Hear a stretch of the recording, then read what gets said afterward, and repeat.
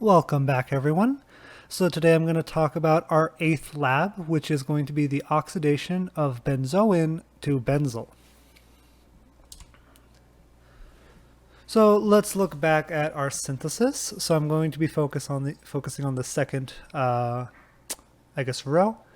So here we have our benzaldehyde, and in the last lab we talked about how by combining two benzaldehyde molecules we can form benzoin. However, when we form benzoin, what we're left with is we have this alcohol group. And so for this lab, what we're going to try to do is we're going to oxidize this alcohol group by removing the hydrogen and making a carbonyl group and forming the molecule Benzil. So just to highlight, this will be our experiment for today. So the mechanism is a pretty straightforward mechanism. So the way it's going to work is by having a copper 2 plus solution and mixing it with benzoin. What will happen is the copper 2 will come. It will basically help remove the hydrogen and in a sense get reduced to copper 1. And when this reduction happens, our benzoin gets oxidized to Benzil. Our copper plus will then kind of get, reduced or re-reduced again back to copper 2. And the cycle will just keep going and going and going until we run out of benzoin. But for a more, detailed explanation for the mechanism, so the way that this is going to work is our copper 2 plus cation, what's going to happen is the double bond in the carbonyl is going to donate a single electron to the copper 2 plus, and what we're going to be left with is a copper 1 plus as well as a radicalized oxygen. From here, an acetoxy group, or this acetyl hydroxide, is going to come and remove a hydrogen and perform an elimination reaction. So it'll remove this hydrogen. The bond will come here and form a double bond onto carbon.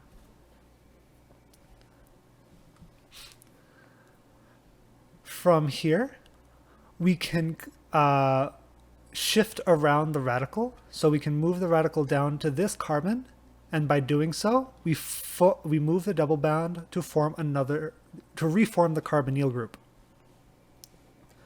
Once the radical moves to this new carbon, the copper 2 plus can then remove this radical to form another copper 1 plus, and now a positively charged carbocation.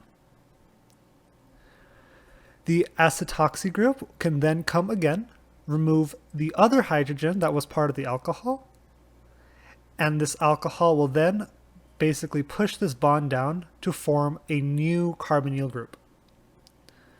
So you can see that by the end of the copper 2 kind of oxidizing our benzoin, we are left with Benzil. So just notice that for this reaction, we need two copper 2 plus cations in order for this reaction to occur, as well as two acetoxy groups. So for this oxidation to occur, what you'll do is in a 25 milliliter round bottom flask, you'll be mixing 1.75 grams of benzoin, 5 mLs of glacial acetic acid, which it's going to provide the acetoxy group, 0.8 grams of ammonium nitrate.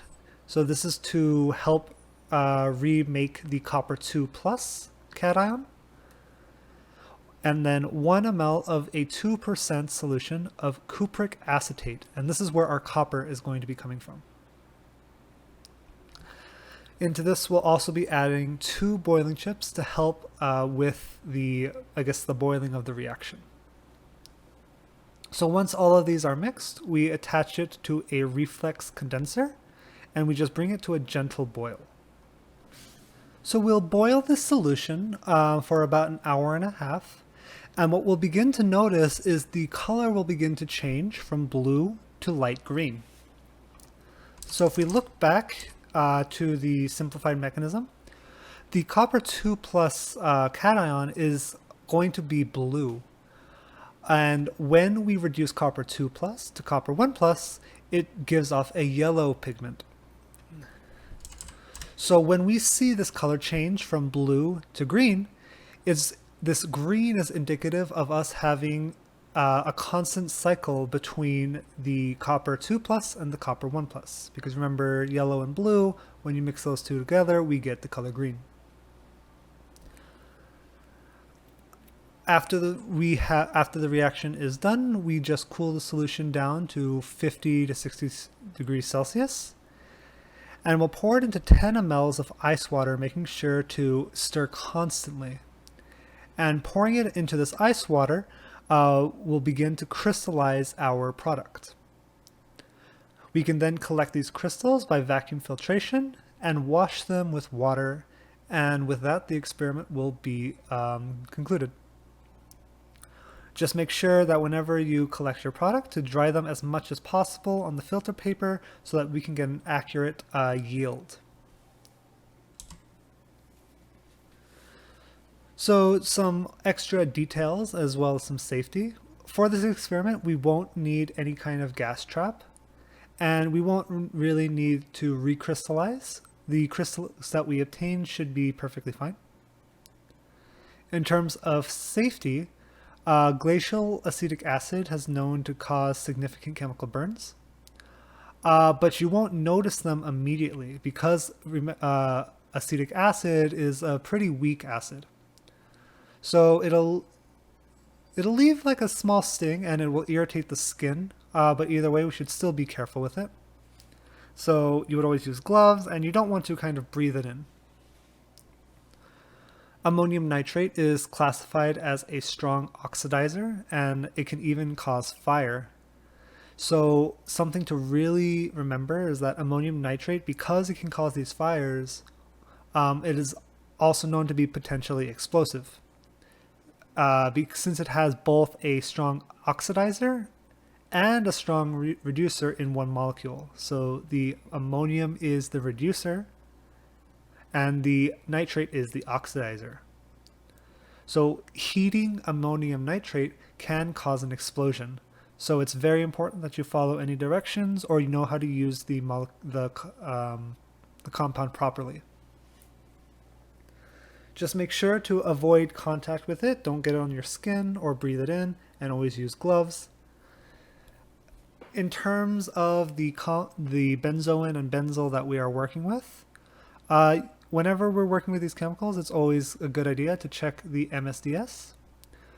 However, just again, always make sure to use gloves and avoid getting any of the chemical onto your skin or breathing it in. Benzoin has been known to kind of cause some potential DNA damage. And Benzil has some serious corrosive ability and can injure the eye. So just be careful with any chemicals in the lab. So the copper 2 acetate is the catalyst. Remember, as a catalyst, it should be completely renewed, and we see that as it cycles between copper 2 plus and copper 1 plus. What's interesting to note about it is that it's actually been used to developed into a shark repellent during World War II.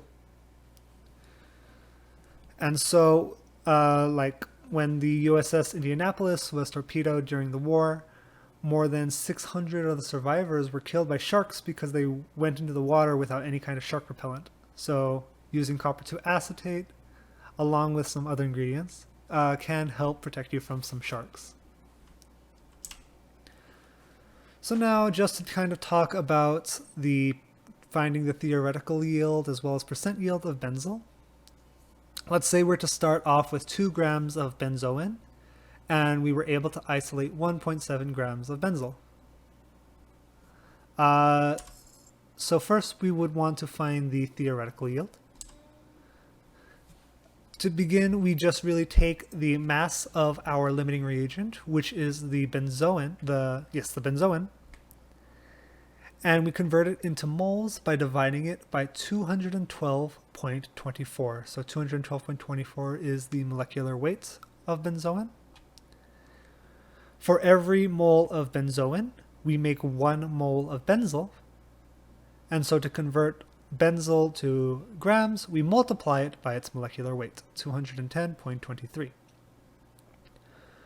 So 2 divided by 212 times 1 times 210 will get a theoretical yield of 1.98 grams.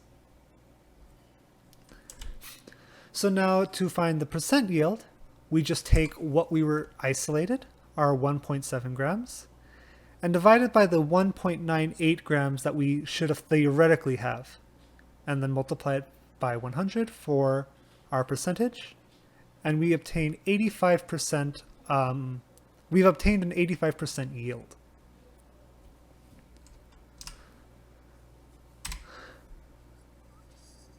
So now what I want to kind of go over is looking at the infrared spectrum. So when we look at Benzil, it's actually much easier to look at the IR spectrums of benzoin and compare it to Benzil. So what we saw before in benzoin, if I can go back up here. So the biggest difference from benzoin to Benzil is we remove the alcohol and replace it with a carbonyl. And in doing so, we also remove this hydrogen. So for the most part, these IR spectrums should be very similar. However, what we should expect to see differently is we should be missing this sp3 hybridized hydrogen, and we should be missing the alcohol. So if we look at our infrared spectrum, we would expect an alcohol to be here, but you can see it is completely flat. As for an sp3 hybridized carbon-hydrogen stretch, we should see it below the 3000 wavelength. The wave number. However, there is no peak here either. So these are both indicative that those hydrogens have been removed. And all we're left with are the sp2 carbon-hydrogen stretches that come from the benzene rings, and the stretch that comes from the carbonyl groups.